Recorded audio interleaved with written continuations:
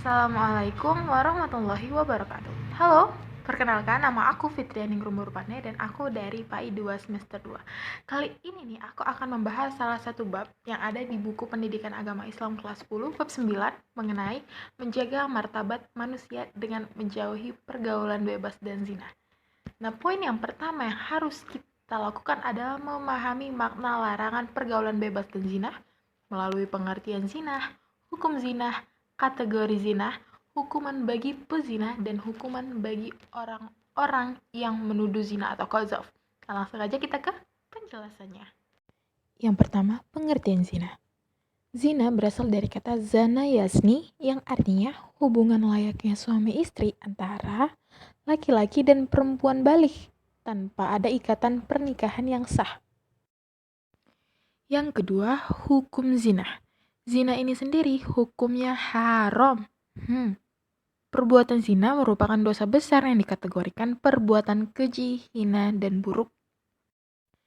Yang ketiga, kategori zina. Zina dikategorikan menjadi dua bagian. Yang pertama, zina muson, yaitu pezina yang balik, berakal, merdeka, dan pernah menikah. Dan yang kedua, zina ghair muson, atau pezinah yang lajang dan belum pernah menikah. Yang keempat, hukuman bagi pezina. Yang pertama, hukuman bagi pezina ghair muson. Ia akan didera pukulan sebanyak 100 kali dan diasingkan jauh dari tempat tinggal mereka. Dan yang kedua adalah hukuman bagi pezina muson. Ia akan dirajam sampai mati dan dilakukan di tempat umum. Ih, malu. Lalu yang terakhir ada hukuman bagi yang menuduh zina atau qadzaf. Nah, untuk meyakinkan adanya zina harus ada 4 saksi laki-laki yang melihat pasti kejadian perzinahan tersebut. Andai satu orang dari 4 orang saksi menyatakan kesaksian berbeda atau mencabut kesaksiannya, maka mereka semua dijatuhi hukuman menuduh zina, yaitu didera sebanyak 80 kali deraan. Dan poin kedua yaitu ayat Al-Quran yang membahas mengenai zina. Ada di Quran surah Al-Isra ayat ke-32 yang artinya, dan janganlah kamu mendekati zina, karena zina itu sungguh perbuatan keji dan suatu jalan yang buruk. Sekarang kita beralih ke dampak-dampak negatif apa saja sih yang ditimbulkan dari zina, baik di dunia maupun di akhirat.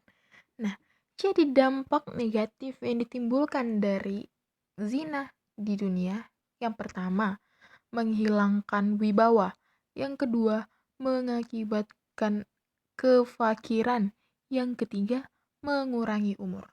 Dan dampak negatif yang akan didapatkan oleh si penzina di akhirat adalah yang pertama, mendapat murkanya Allah. Yang kedua, hisab menjadi jelek atau banyak dosa. Yang ketiga, siksaan api neraka. Nah, sekarang aku mau kasih tahu nih, bagaimana cara kita menghindari pergaulan bebas yang dapat menimbulkan zina. Yang pertama, kita harus menjaga pergaulan kita dengan memilih pergaulan yang sehat. Kita harus menghindari lingkungan-lingkungan dengan dampak yang negatif. Dan kita harus mendekati lingkungan dengan dampak yang positif. Yang kedua, kita harus menjaga aurat. Karena aurat dapat menimbulkan nafsu loh.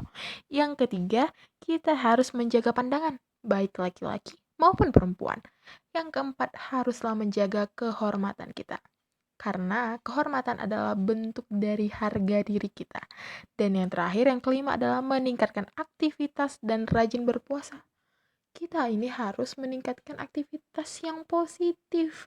Karena apa? Karena dengan aktivitas yang positif, kita tidak akan memiliki pemikiran untuk melakukan hal-hal yang dilarang oleh Allah Subhanahu wa Ta'ala.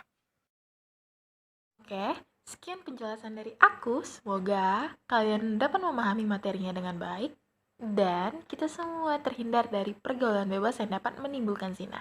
Sampai jumpa kembali. Dadah. Assalamualaikum warahmatullahi wabarakatuh.